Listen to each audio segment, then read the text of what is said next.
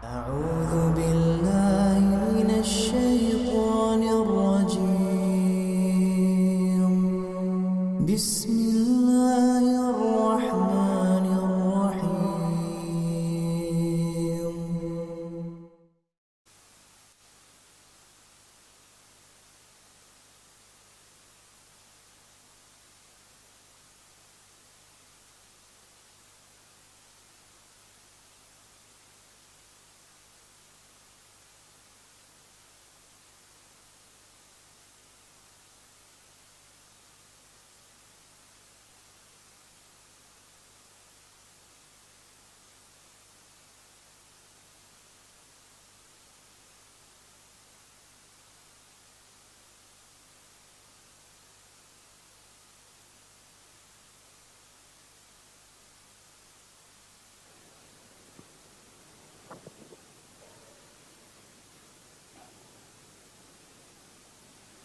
Bismillahirrahmanirrahim.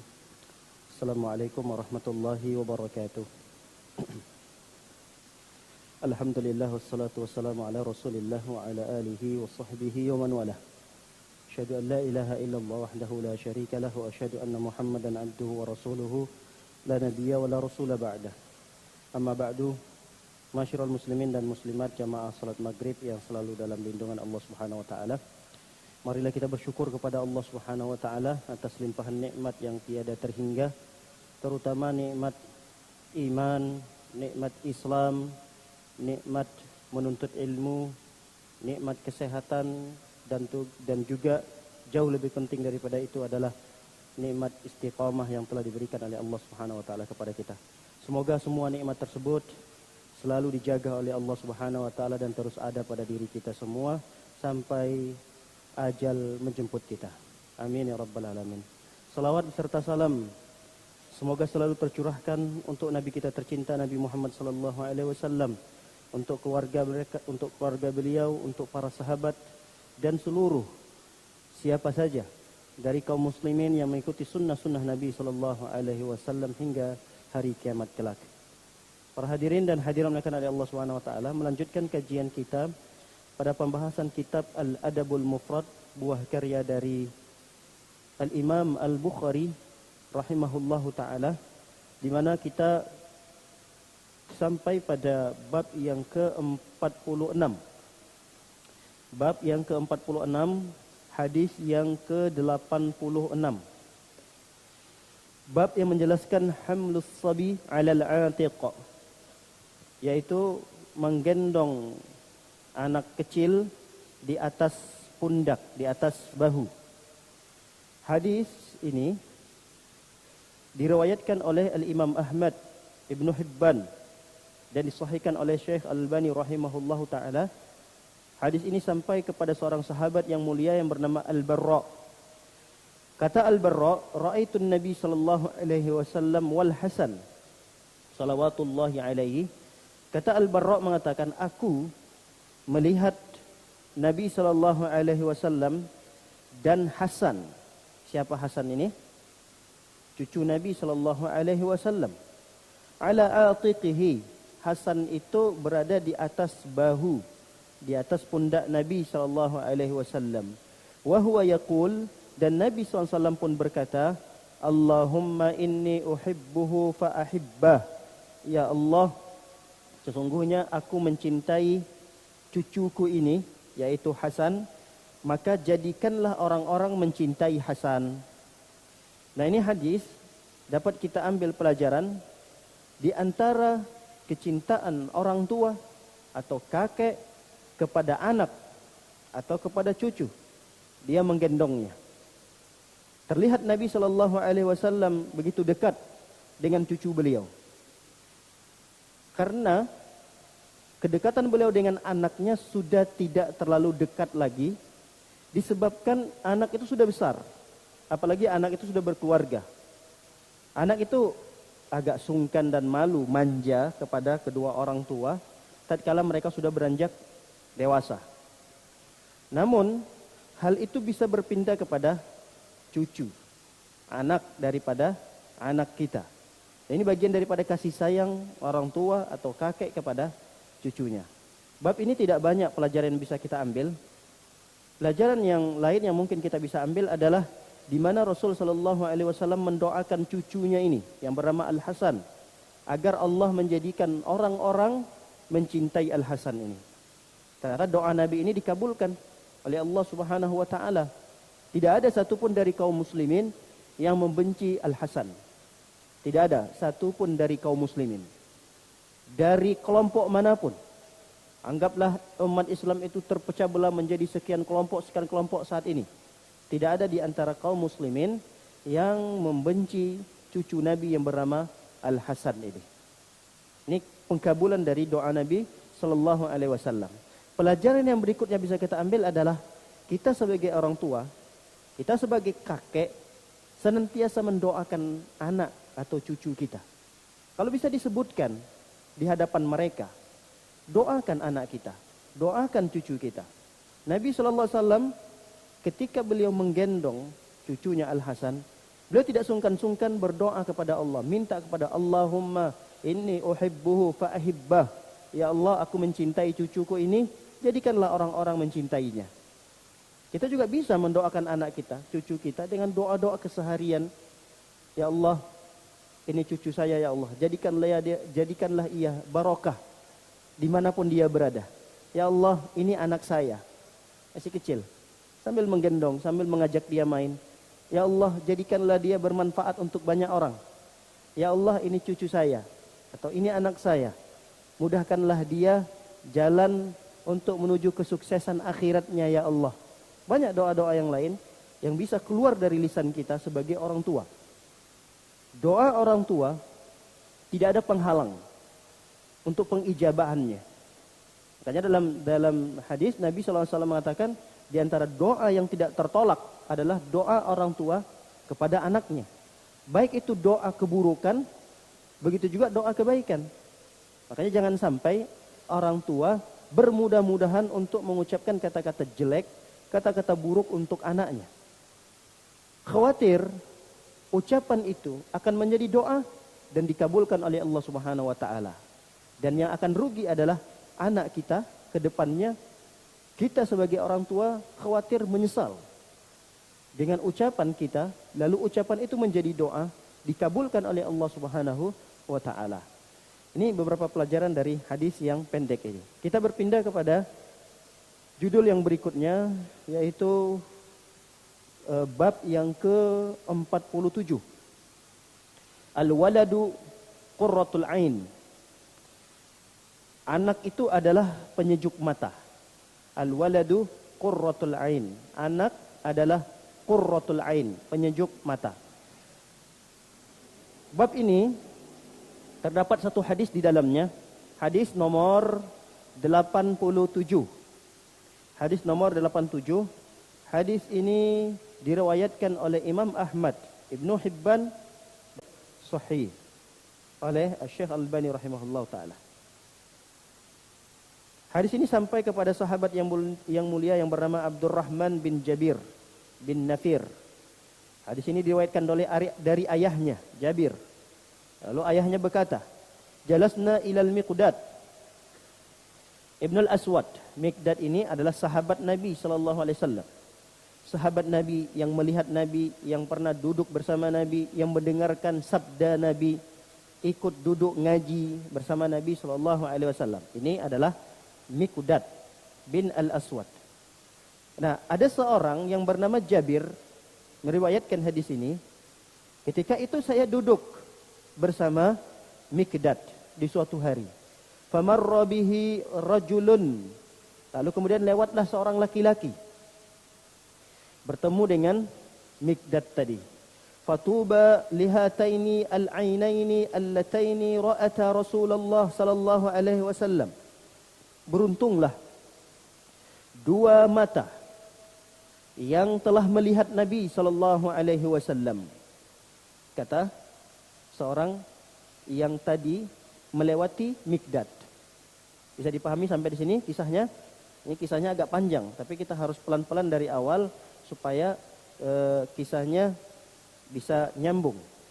Jadi ketika Miqdad berserta beberapa sahabat-sahabatnya duduk, nongkronglah mereka tapi tidak disebutkan di dalam riwayat ini. Ada yang mengatakan di masjid. Lewat seorang laki-laki. Lalu laki-laki ini memuji-muji Mikdad. Apa pujiannya? Berbahagialah, beruntunglah dua bola mata yang melihat Nabi SAW. Menunjukkan bahwa laki-laki ini adalah laki-laki yang tidak sempat melihat Nabi. Dia memuji Mikdad karena Mikdad inilah sahabat Nabi yang bisa melihat Nabi SAW langsung dengan mata kepalanya. Nah, karena laki-laki ini datang dari kota yang begitu jauh, mendengar Nabi Muhammad SAW ada di Madinah, beliau pun bergegas meninggalkan kampung halamannya, mempersiapkan diri untuk safar beserta perbekalan-perbekalan yang dibutuhkan. Sesaat sedikit lagi mau sampai ke Madinah, qadarullah Nabi SAW wafat. Kecewa, sedih. Karena tujuannya beliau datang dari kampung itu, dari daerahnya, untuk bisa bertemu dengan Nabi SAW. Kalau sudah bertemu dengan Nabi SAW, maka laki-laki ini menjadi apa statusnya? Sahabat.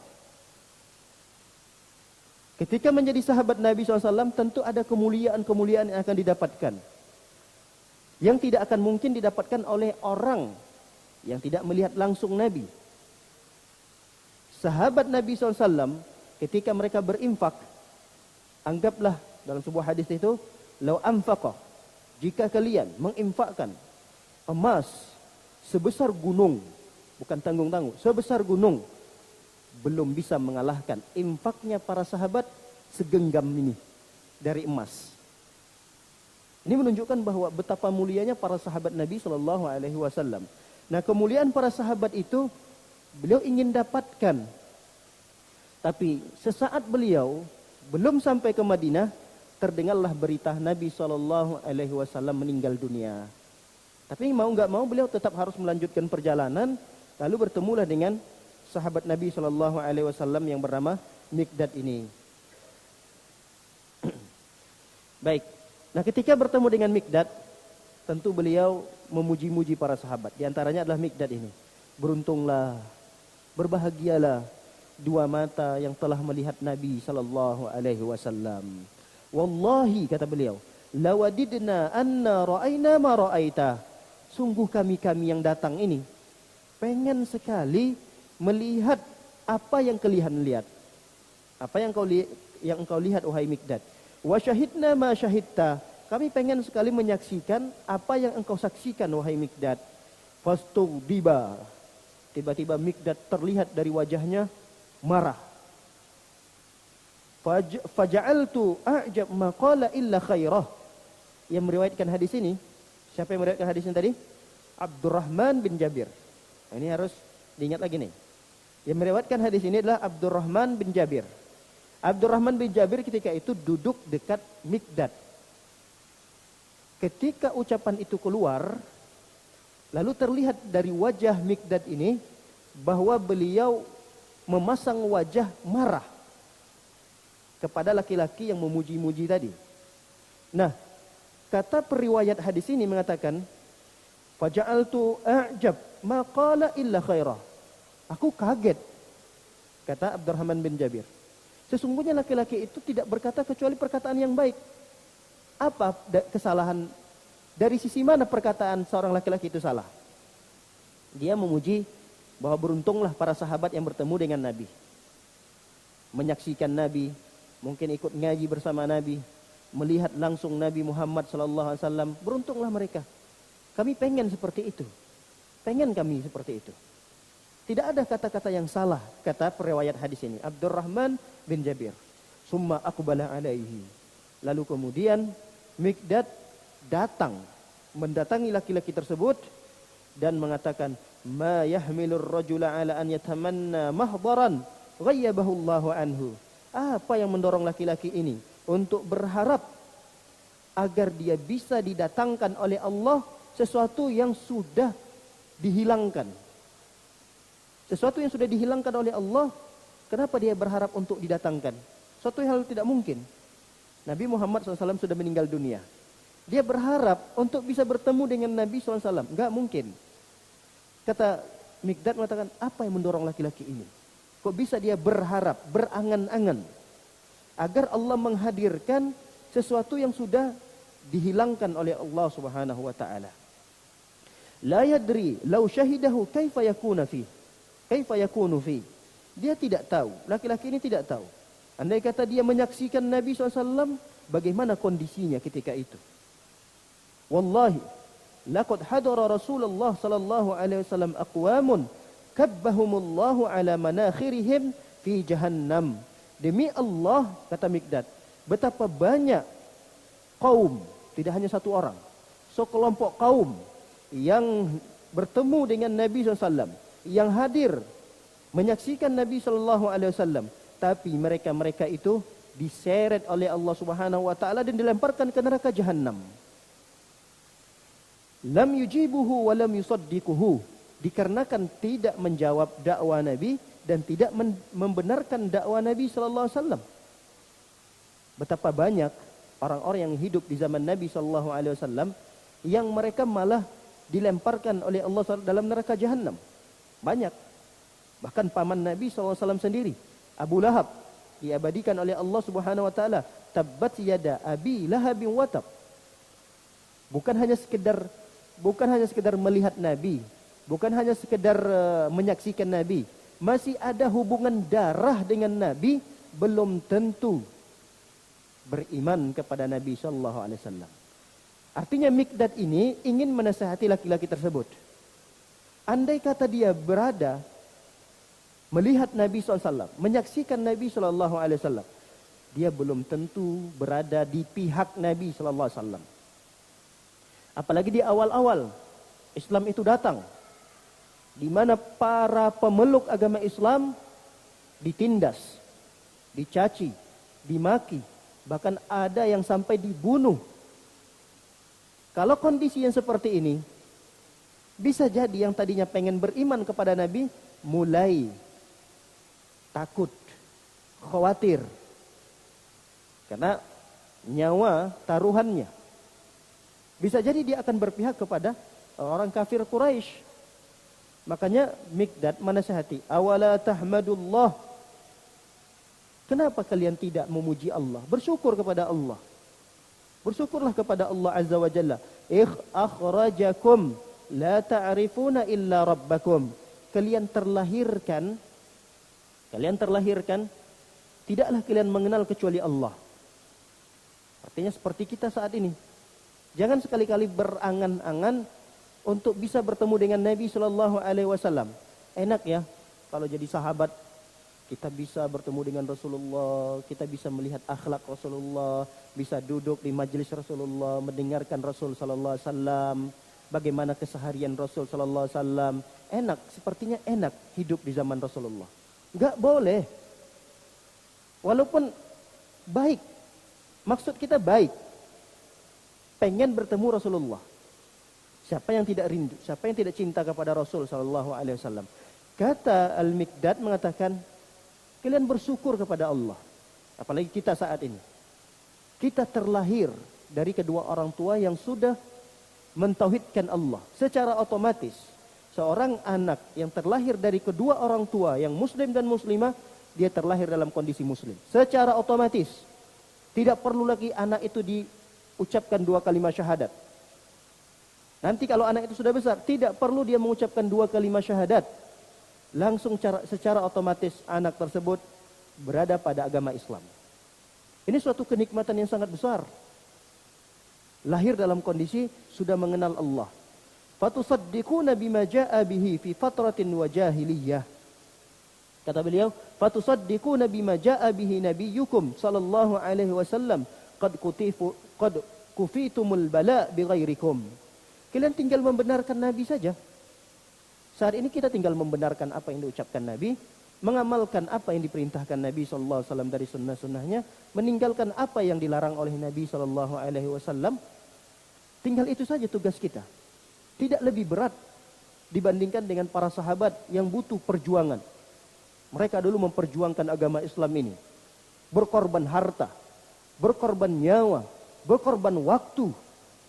Banyak yang mereka korbankan. Mereka tidak pernah hitung-hitungan. sekarang ini kita menikmati hasil dari jerih payah para sahabat. Kita saat ini cuma sekedar menikmati. Tidak ada di antara kita yang pergi ke masjid terancam nyawanya. Ada pernah seperti itu? Ada di antara kita yang pernah merasa terancam tatkala ingin beribadah kepada Allah di zaman ini?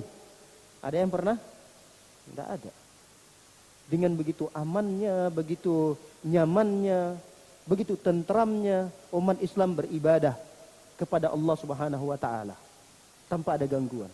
Dulu umat Islam di awal-awal Islam itu datang, umat Islam harus sembunyi-sembunyi untuk beribadah kepada Allah. Mereka harus menyembunyikan status keislaman mereka. Kalau ketahuan mereka Islam, mereka bisa tertangkap. Kalau ditangkap, mereka akan disiksa.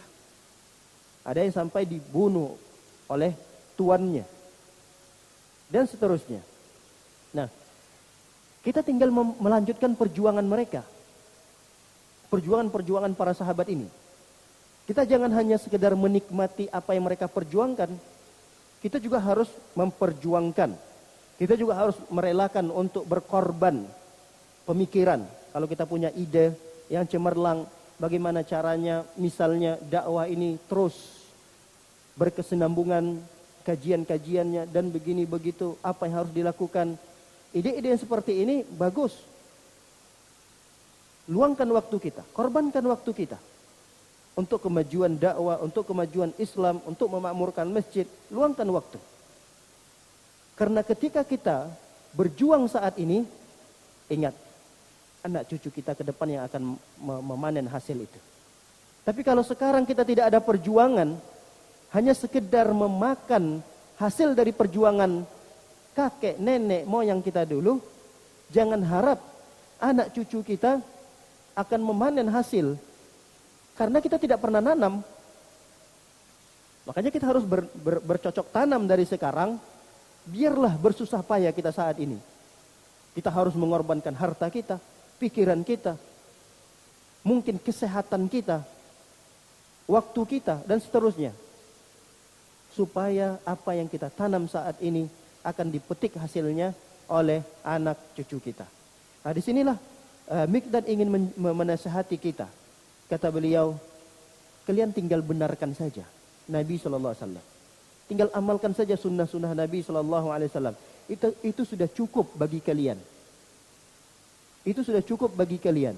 Daripada bala. Bala ini adalah siksaan-siksaan yang menerpa para sahabat-sahabat sebelum kalian. Wallahi, demi Allah, kata beliau, laqad bu'itsan Nabi sallallahu alaihi wasallam ala ashaddi halin. Sungguh Nabi sallallahu alaihi wasallam diutus dalam kondisi keadaan yang sangat buruk. Nabi itu diutus dalam kondisi yang sangat buruk. Bu'itsa alaiha nabiyyun qad fi fatratin wa jahiliyah. Yang kondisi itu ya belum didapatkan di masa-masa jahiliyah. Di masa-masa fatrah. Fatrah itu kekosongan Nabi. Nabi Isa, kemudian diutusnya Nabi Muhammad SAW, itu ada kekosongan. Lalu ada lagi masa jahiliyah namanya. Itu tidak ada Nabi. Ketika diutus Nabi Muhammad SAW, di kondisi di mana umat begitu buruk, keadaannya sangat buruk, sehingga Nabi SAW harus memperjuangkan dari nol. Beda dengan nabi-nabi terdahulu.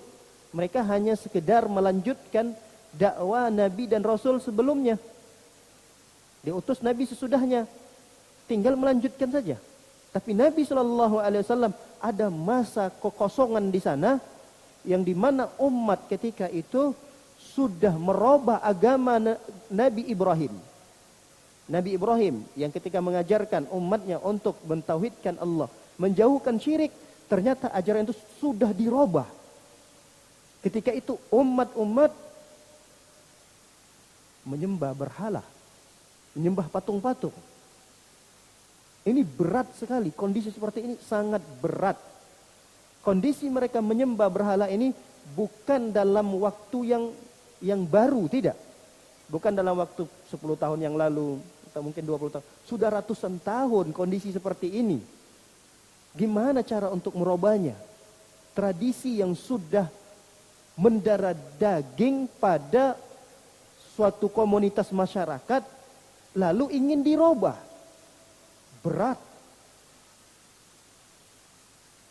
Dan tradisi itu menjadi suatu keyakinan.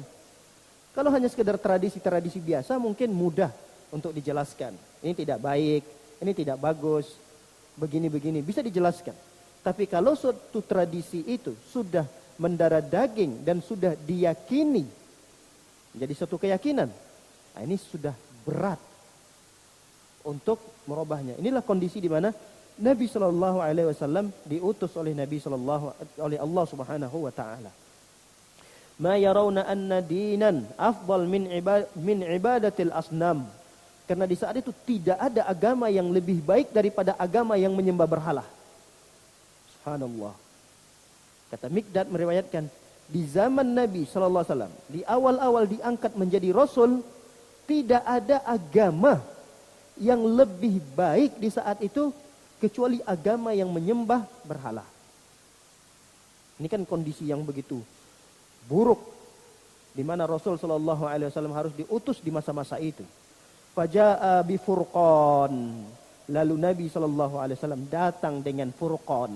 Furqan itu adalah Al-Qur'an, wahyu Allah, hadis-hadis Nabi sallallahu alaihi wasallam. Itulah furqan. Apa itu furqan? Furqan itu pembeda. Farraqa bihi bainal haqqi wal batil. Furqan itu bisa membedakan mana yang hak, mana yang batil. Wa farraqa bihi bainal walid wa waladihi. Furqan itu bisa membedakan, memisahkan antara orang tua dengan anaknya. Ini furqan. Furqan itu bisa ketika ada pada diri seseorang, furqan ada pada diri seseorang, maka dia akan bisa membedakan ini baik, ini buruk. Ini perkara yang disunnahkan, ini perkara yang dilarang. Ini perkara yang syirik, ini perkara yang dianjurkan untuk dilakukan. Nah, perkara-perkara yang seperti ini tentu dimiliki oleh orang-orang yang memiliki furqan. Dan furqan itu tidak akan dimiliki oleh seseorang kecuali dia belajar, mengaji, terus mengaji. Dengan begitu, secara otomatis dia akan bisa membedakan mana yang baik dan mana yang buruk. Nah, akibat daripada sebahagian kaum muslimin ketika itu mendapatkan hidayah, sehingga furqan itu ada pada dirinya, banyak di antara mereka yang meninggalkan orang tuanya. Kenapa? Karena ketahuan dia ikut dengan agama Nabi Muhammad, sehingga dia harus diusir oleh orang tuanya. Yang tadinya dia diberikan fasilitas oleh orang tuanya, dengan fasilitas yang mewah, yang megah. Lalu kemudian fasilitas itu dihentikan oleh orang tuanya. Yang tadinya hidup bergelimang dengan harta, kenikmatan. Tapi karena ketahuan dia mengikuti Nabi Muhammad, diputuskan sehingga hidup dalam kondisi, mohon maaf, bisa dianggap sekarang ini seperti gembel, tidak diperhatikan lagi, tidak diberikan apa-apa. Yang tadinya berpakaian rapi seperti orang kaya, Mus'ab bin Umair contohnya. Mus'ab bin Umair saking kayanya, beliau ini punya parfum khusus. Parfumnya ini mahal banget. Yang apabila beliau gunakan parfum itu, sekian meter sudah ditinggalkan dari tempat dia jalan misalnya, sekian meter masih keciuman bau parfumnya. Saking wanginya parfum tersebut. Karena ketahuan dia masuk Islam, diputuskan. Habis fasilitas itu tidak lagi diberikan oleh orang tuanya. Bahkan dia terusir dari rumah orang tuanya yang hidup dengan kemewahan. Kita nggak bisa bayangkan seorang anak yang sudah biasa hidup dengan kemewahan, lalu kemudian diusir oleh orang tuanya, harus hidup di jalanan, harus hidup bersama para sahabat-sahabat yang tidak mengerti ketika itu mereka harus tinggal di mana. Di Mekah saat itu kaum muslimin masih belum kuat. Mereka harus mau ke mana? Tinggal di jalanan, tinggal di tempat-tempat yang tidak jelas. Beda ketika di Madinah. Di Madinah Rasul sudah punya markas sendiri, yaitu Masjid Nabawi. Ketika ada sahabat yang tidak punya rumah, mereka masih boleh tinggal di Masjid Nabi. Beberapa para sahabat, ada 70 orang sahabat kurang lebih yang disebut dengan Ahlus Sufah, mereka tidak punya rumah, mereka diizinkan oleh Nabi SAW untuk tinggal di masjid. Masih ada tempat. Tapi kita tidak bisa bayangkan mereka-mereka yang masuk Islam, di awal-awal Islam itu datang di Mekah, mereka harus, mohon maaf, menggembel. Kenapa? Karena seluruh fasilitas itu dihilangkan. Nah, muncullah kemarahan-kemarahan, amarah-amarah yang begitu besar dari orang-orang kafir Quraisy karena Nabi Muhammad ini memiliki ajaran baru yang bisa memperpecah belah umat. Tuduhan-tuduhan itu dituduhkanlah kepada Nabi Muhammad SAW. Kurang ajar nih Muhammad. Gara-gara ajaran yang dia bawa, ajaran baru ini, belum kita pernah dapatkan dari nenek moyang kita. Inilah ajaran nenek moyang kita, begini, menyembah ini, menyembah itu, melakukan ritual ini, ritual itu. Ini kurang ajar Muhammad ini. Dia ingin musnahkan ritual-ritual tersebut, lalu kemudian dia tetapkan satu ritual oleh nenek moyang kita. Akibat daripada itu, terpecah belah, kita terpecah belah. Tidak hanya umat ketika itu terpecah belah, bahkan keluarga kecil, anak, terpecah belah dengan kedua orang tua, ayah dengan ibu, istri dengan suami, terpecah belah. Jadi itu akibat daripada ajaran yang dibawa Nabi Muhammad SAW. Berat ujian di zaman itu. Kita lanjutkan. Wa farraqa bihi bainal walid wa waladihi. Dan ajaran yang dibawa oleh Nabi Muhammad SAW itu memisahkan antara orang tua dengan anaknya. Hatta iza kana ar-rajul la yara walidahu aw waladahu aw akhahu kafira. Sampai ada seorang laki-laki yang melihat ayahnya masih kafir, anaknya masih kafir, saudara kandungnya kadang masih kafir. Wa qad fatahullahu qufla qalbihi bil iman. Karena ada seseorang yang Allah bukakan kunci hatinya, dibukakan oleh Allah dengan cahaya keimanan. Ada satu keluarga itu misalnya ayahnya ternyata beriman. Ya mau gak mau dia terusir, ditinggalkan oleh keluarganya. Wa ya'lam annahu in halaka dakhala an-nar wa ya'lam annahu in hulika fala taqurru 'ainahu wa huwa ya'lam anna habibahu fin-nar. Maka ketika seorang anak yang dilihat oleh ayahnya, anaknya ini masih kafir. Yang masuk Islam misalnya ayahnya, anaknya masih kafir, istrinya masih kafir. Maka kata beliau di sini, fala taqurru 'ainahu. Maka anak yang masih kafir meninggal dunia, anak ini tidak akan menjadi penyejuk mata. Nah, ini poin yang perlu kita garis bawahi dari judul kita. Jadi anak yang tidak soleh, apalagi sampai pada tingkat kekafiran, maka ini anak tidak menjadi qurratul ayun. Qurratul ain, penyejuk mata dari orang tua. Kenapa? Wa huwa ya'lam anna habibahu finnar. Karena anak itu dipastikan kalau dia meninggal dunia dalam kondisi dia kafir, tempatnya di neraka. Walaupun dia itu adalah anak yang paling dia cintai. Walaupun anak tersebut adalah anak yang paling dia sayangi di dunia ini. Tapi karena berbeda keyakinan, meninggal dunia dalam kondisi dia kafir, maka anak yang dia sayangi itu masuk ke dalam neraka. Wa annaha lillati qala Allah. Dan inilah sesungguhnya apa yang Allah Subhanahu wa taala firmankan.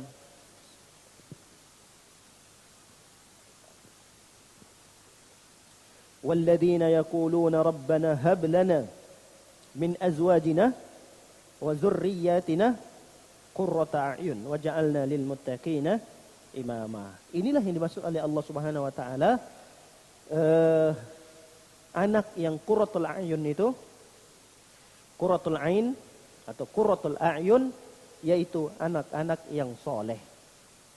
Maka anak-anak yang soleh yang istiqamah di atas kesolehannya, maka ini adalah anak-anak yang diharapkan menjadi penyejuk mata. Penyejuk mata kita di dunia dan penyejuk mata kita di akhirat. Di dunia ini akan menjadi senang, bahagia orang tua. tatkala dia mendapati anaknya, Masya Allah, habis sholat maghrib, yang dia ambil adalah Al-Quran. Orang tua mana di saat ini tidak senang melihat seorang anak habis sholat maghrib, yang dia ambil Al-Quran. Di zaman di mana anak-anak itu disibukkan dengan gadgetnya, dengan main gamenya, bahkan terlupakan sholat maghribnya. Ini ada anak mau diarahkan, ayo nak sholat maghrib, digandeng oleh orang tuanya untuk sholat maghrib, dibawa sholat. Habis sholat anaknya bisa diajak lagi, duduk sebentar ya nak, kita ngaji, dengarkan 1-2 hadis, biar kita dapat ilmu, nanti bisa kita amalkan.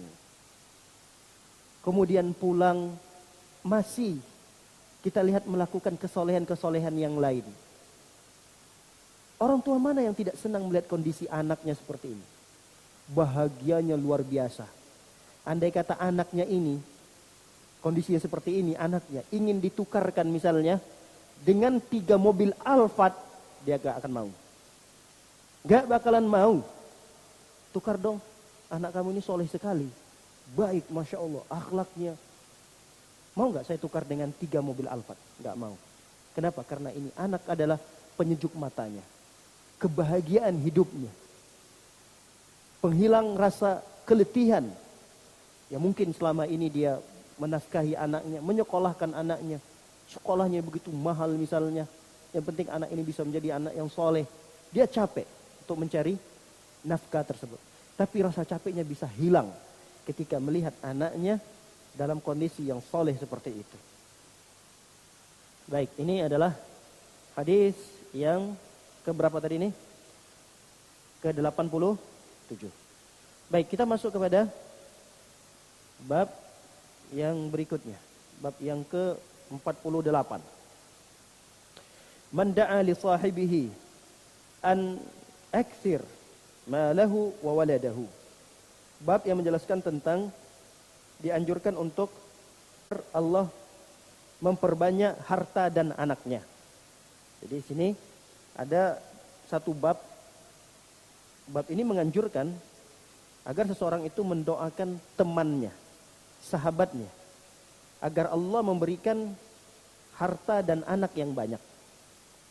Baik, bab ini dikuatkan oleh hadis Nabi SAW, hadis yang ke-88. Hadis ini sampai kepada sahabat Sabit bin Anas. Hadisnya dari Sabit, kemudian dari Anas. Jadi hadis ini diriwayatkan oleh sahabat Nabi yang bernama Anas bin Malik. Apa kata Anas? Ketika itu Anas masih kecil sekali. Kira-kira umurnya 10 tahun, belum 10 tahun. Masih kecil. Dakhaltu 'ala Nabi sallallahu alaihi wasallam yauman wa ma huwa illa ana wa ummi wa ummu haram khalati iddakhala alaina. Pernah aku mendatangi Nabi sallallahu alaihi wasallam, menemui Nabi sallallahu alaihi wasallam. Di hari ketika itu tidak ada siapa-siapa kecuali aku, kata Anas, kemudian ummiku, ibuku, dan Ummu Haram, ini adalah bibiku. Iddakhala alaina. Lalu Nabi SAW mengunjungi kami. Datang Nabi SAW dan bibinya Anas.